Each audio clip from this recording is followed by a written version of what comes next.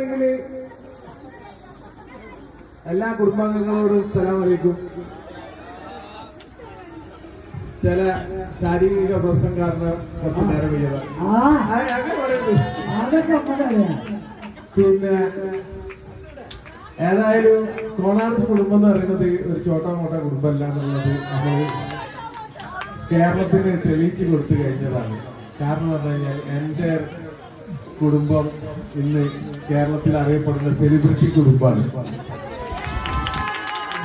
ഒരു പ്രയാസം വന്നപ്പോ എങ്ങനെയാണ് ആ പ്രയാസം നേരിട്ടത് എന്നുള്ള കേരള ജനതയ്ക്ക് നമ്മൾ കാണിച്ചു കൊടുത്ത് അതിന് ഈ കുടുംബം എന്റെ കൂടെ ഒറ്റക്കെട്ടായി നിന്ന് എസ്പെഷ്യലി ബാവുക്കാക്ക സാലി അങ്ങനെ ഒരുപാടാണ് സാധിക്കാക്ക ഒക്കെ എല്ലാവരും ഞാൻ ആളെ ഓരോരുത്തരുടെ പേരെടുത്ത് പറഞ്ഞില്ല.